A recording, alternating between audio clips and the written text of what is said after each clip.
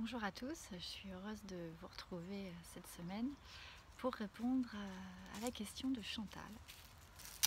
Chantal qui me dit « Je ne sais pas dire non, je suis trop gentille, je voudrais que ça change, comment je peux faire ?» Merci Chantal d'avoir posé cette question. Et effectivement, il y a beaucoup de gens qui ne savent pas dire non, qui disent oui à tout et au final, ouais, on peut dire que peut-être vous êtes trop gentille, mais moi je dirais pas ça. C'est pas une question de gentillesse de pas savoir dire non. Ne pas savoir dire non, c'est bien souvent, et mon chat qui est de nouveau venu sur mes genoux pour m'accompagner pendant cette vidéo, c'est bien plus compliqué que ça en fait, le fait de ne pas savoir dire non. Généralement, quand on dit oui à tout, c'est un peu comme si on se disait non à soi-même, parce que on peut dire des oui qui veulent vraiment dire oui, c'est-à-dire oui je le fais parce que ça me fait plaisir, parce que j'ai vraiment envie de le faire, et parfois on dit oui simplement parce qu'on a envie de faire plaisir, et parce qu'on a peur de ce qui pourrait se passer si jamais on disait non. Et donc le fait de ne pas savoir dire non, c'est souvent lié à une peur très profonde. Alors ça peut être une peur, mais qu'est-ce qui va se passer si je dis non? Que va penser la personne? Qu'est-ce qu'on va dire de moi? Et puis si je dis non aujourd'hui, peut-être que cette personne ne me parlera plus, et du coup je vais me retrouver toute seule. Et au final, la peur de dire non, elle est, je dirais, principalement liée à la confiance en soi et à l'estime de soi. Alors, il faut faire une distinction entre la confiance et l'estime.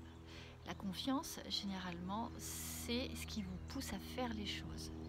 La confiance, on est dans l'action. C'est-à-dire, j'ai confiance en moi, je fais les choses. Mais profondément lié à la confiance, on a l'estime.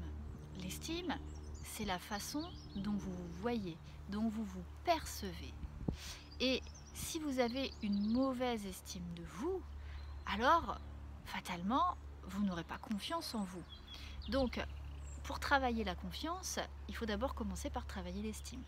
Parce que mieux vous aurez une image de vous positive, et plus il vous sera facile alors de faire les choses. Et généralement, quand on n'ose pas dire non, c'est qu'on a une mauvaise estime de soi. Et on se voit souvent comme quelqu'un qui n'a pas beaucoup de ressources, on a peur de se retrouver tout seul, on a peur de ce qui pourrait se passer en disant non. Donc, on a souvent un regard vers soi qui n'est pas très positif, parce qu'on estime qu'on n'est pas capable de... Voilà. Donc il faut travailler l'estime de soi pour apprendre à dire non. Et puis il faut aussi travailler la peur au final, parce que si vous regardez bien, ce qui vous pousse à dire oui tout le temps, c'est parce que vous avez peur. Donc il faut identifier de quoi vous avez peur. Qu'est-ce qui pourrait se passer si vous dites non? Qu'est-ce qui se passerait? Le monde s'écroulerait, vous tomberiez gravement malade, vous perdrez un ami. Qu'est-ce qui se passerait au final si vous disiez non? De quoi avez-vous peur? Qu'est-ce qui vous fait peur dans le fait de dire non? Et à partir du moment où vous avez identifié ce qui vous fait peur dans le fait de dire non, alors on peut travailler ces peurs. Est-ce que c'est peur d'être seul? Est-ce que c'est peur d'être rejeté? Est-ce que c'est peur d'être critiqué? Est-ce que c'est peur de ce qu'on pourrait dire de vous? De ce qu'on pourrait penser de vous? Il y a des tas de peurs qui poussent les gens à dire oui tout le temps. Mais au final, dire oui à tout, c'est pas être gentil. Pas du tout. Bah, c'est ce que peuvent dire les autres. Bon, elle est super sympa. De toute façon, tu peux lui demander ce que tu veux. Elle te dira toujours oui. C'est pas être gentil, hein, dire oui à tout. Dire oui à tout, c'est se cacher, c'est prendre sur soi, c'est ne pas vouloir voir, ne pas vouloir oser dire ce qu'on a envie de dire.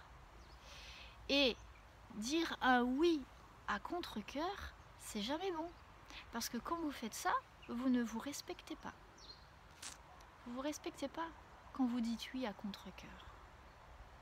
Alors, vous allez me dire, il y a une demi-mesure, bien évidemment. On peut parfois prendre sur soi, par exemple, si c'est vos enfants qui vous demandent de les emmener au skatepark, bon, vous n'avez pas forcément envie d'y aller, ça fait déjà 3 fois que vous leur dites non. Oui, vous allez leur dire oui pour leur faire plaisir. Mais ça, c'est des situations particulières, dans le cas où on peut prendre sur soi ou pour faire plaisir à quelqu'un. Mais dans ce cas-là, il ne faut pas que ça se répète trop souvent. C'est-à-dire, ponctuellement, vous pouvez prendre sur vous, effectivement, et donner un oui, parce que ça fait trop longtemps que vous dites non. Mais dans des situations plus compliquées, plus complexes, je veux dire, par exemple, au travail, vous avez un métier, vous avez des tâches qui vous sont affectées, et puis eh bien, on vous en demande plus, encore plus, et vous, ben, vous dites oui, vous dites oui, vous dites oui, jusqu'à vous laisser submerger. Ah, alors c'est sûr, alors votre patron est super content de vous, hein, parce qu'il peut vous demander tout ce qu'il veut, vous êtes toujours là. Mais comment vous vivez ça, vous ? Et puis souvent, ce qui se passe, c'est que à trop dire oui, on se laisse complètement déborder. Et puis après, on ne sait plus comment se sortir de cette situation dans laquelle il aurait fallu à un moment dire non, c'est pas possible. Et puis dire non, c'est pas non plus forcément être méchante. Hein. Si dire oui, c'est être gentil, être non, c'est pas être méchante. Être non, c'est savoir poser les limites, savoir fixer, mettre un cap et puis poser les barrières là où elles ont besoin d'être posées, parce que c'est bon, vous n'êtes pas des saints ou des saintes, on n'est pas obligé de dire oui à tout. Il faut aussi savoir s'écouter. Alors pour reprendre l'exemple du travail, oui, je peux faire cette tâche en plus, oui, je peux rester un peu ce soir pour faire telle ou telle chose, oui, je peux faire ça, oui, ok, je vais faire. Et à un moment, non, ça je peux pas faire. Et quand on dit non, il faut toujours le dire avec respect, et vous pouvez aussi expliquer en disant non, écoutez, voilà, moi j'ai dit oui à ça, j'ai dit oui à ça, je le fais, je peux le faire, mais ça, non, c'est pas possible. Ça, je ne peux pas le faire parce que c'est trop lourd pour moi, c'est trop contraignant, en faisant ça, je me fais du mal, je ne m'écoute pas, je ne me respecte pas. Et si tant est que la personne en face ait envie d'écouter vos raisons, mais au moins vous les raisons, vous les connaissez, et au final, peu importe ce que pense la personne en face de vous, vous, le principal, c'est que vous soyez en accord avec vous-même. Alors, pour répondre à la question, est-ce que c'est possible ? Oui, c'est possible. Comment on fait ? Eh bien, on travaille sur soi, comme d'habitude.